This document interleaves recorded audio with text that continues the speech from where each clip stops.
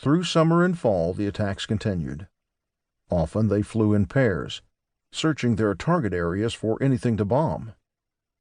Other times a squadron, or even the entire regiment, would be launched to hit an important target. Each plane flew 4 or 5 short missions every night, with hardly a pause between them, until the first glow appeared in the eastern sky. That was the signal for them to stop. If they took off too close to dawn, they'd be silhouetted against the glowing light as they approached their targets, and the vengeful German machine guns would shoot them to pieces. The Germans learned to be wary of showing any light after the sunset. Aiming a flashlight at a map, lighting a cigarette, or warming a can of soup over a stove could invite the crash of exploding bombs. Still, the U-2s found targets.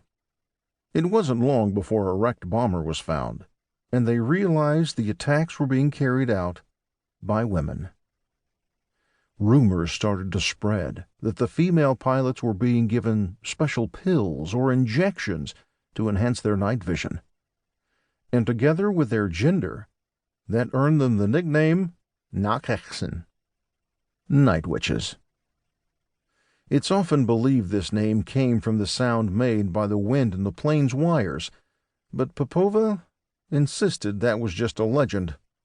Legend or not, the advancing troops soon learned to fear the night sky, and many of them lay awake nervously waiting for the rush of air over canvas wings.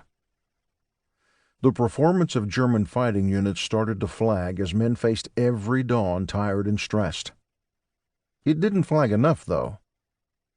The invaders, led by 6th Army, the largest and most powerful in the Wehrmacht, ground on toward Stalingrad. By September 12th, the city's main airfield at Gumrak was in German hands, and the leading panzers were on the banks of the Volga, both north and south of the city. The city's defenders, General Vasily Choikov's 62nd Army, were being squeezed into a pocket 20 miles long and half that across, with their backs to the river.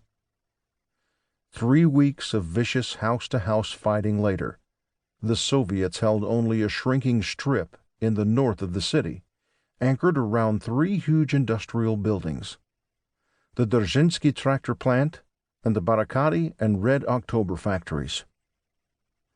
Instead of panicking, the Red Army decided to exploit the situation with an ingenious but risky plan.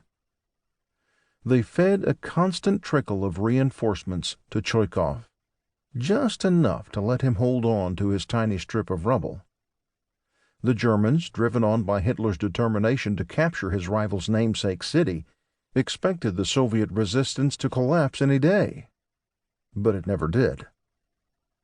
The stubborn pocket attracted more and more attackers, until the bulk of the 6th Army's combat power, 11 divisions of panzers and infantry, was inside the city itself and hammering away at the Soviet remnants. The cost to the defenders was appalling. Of the nearly 80,000 men Choikov had taken into the city in early September, only 600 were left by the end of the battle. The rest had fallen, died, or been wounded, and been replaced by raw recruits.